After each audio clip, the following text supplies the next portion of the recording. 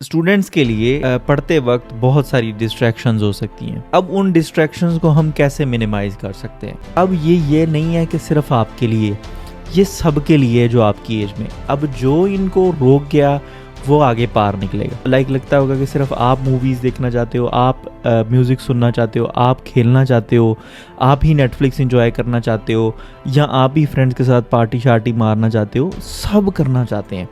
लेकिन आपने देखा होगा कि कुछ स्टूडेंट्स उस चीज़ को सेक्रीफाइस करते हैं। जैसे मैं 9th और 10th में था तो मैं संडे को खेला करता था। आई यूज़ टू प्ले बैडमिंटन, और बैडमिंटन खेला करता था, लेकिन संडे को, कि मेरी और कोई एक्टिविटी नहीं होती थी पूरा 2 साल।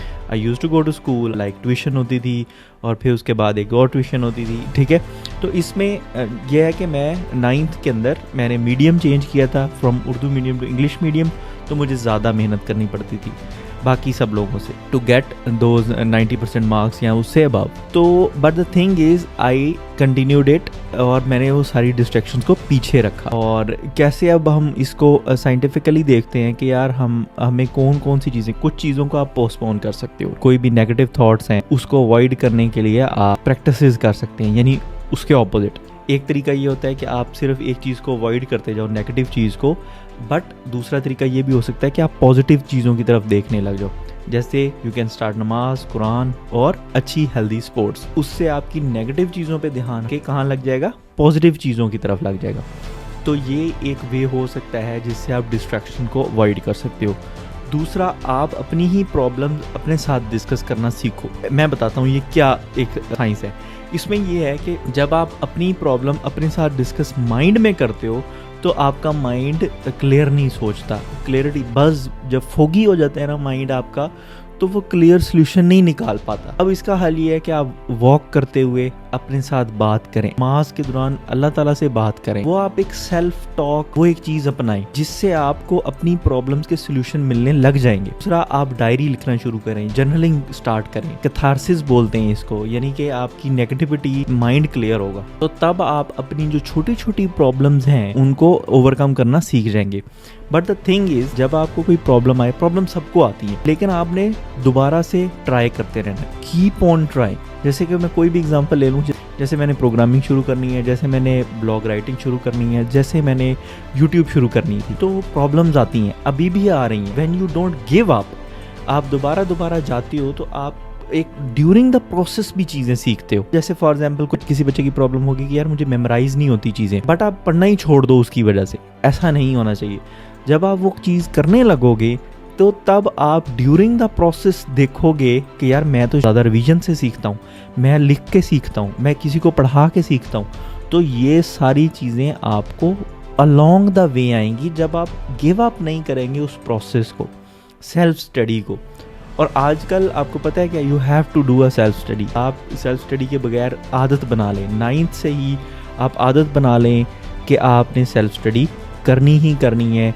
आपको ये फर्स्ट ईयर सेकंड ईयर में काम आएगी, आपको आगे प्रोफेशनल लाइफ में काम आएगी। सेल्फ स्टडी में ऑलवेज मेक कॉन्सेप्ट्स। मेरे साथ वाले लोग ऐसे होते थे जिनके कॉन्सेप्ट्स इतने अच्छे नहीं होते थे। लाइक मेरे टीचर एक होते थे, सर अफजाल होते थे, वो मुझे मारते थे कि मैं बहुत ज़्यादा क्वेश्चन पूछता हूँ। मतलब he used to hate me, but उनकी ब्यूटी ये थी, he was very good teacher, कि वो बताते ज़रूर थे।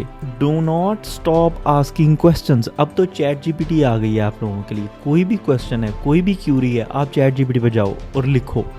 अब तो बोल भी सकते हो, ठीक है, वो हर लैंग्वेज समझता है, उर्दू, इंग्लिश, हर चीज़, तो वो आपको जवाब देगा। सिर्फ अच्छे सवाल उठाना सीख जाए, सवाल करना सीखें कि एटम क्यों बना है, एटम के अंदर क्या होता है, ये कहाँ है, सर्कल्स क्या हैं, उनकी थ्योरी क्या है, रिपेलिंग कैसे हो रही है एटम्स की।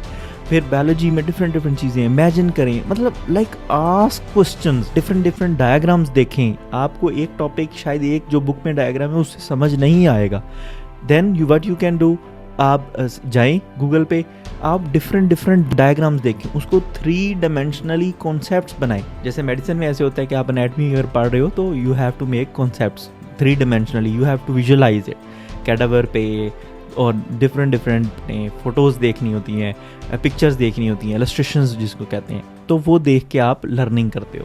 सो दीज आर द वेज। अब जो डिस्ट्रैक्शन है उसके अंदर main thing I want to tell you guys कि आपने गिव अप नहीं करना।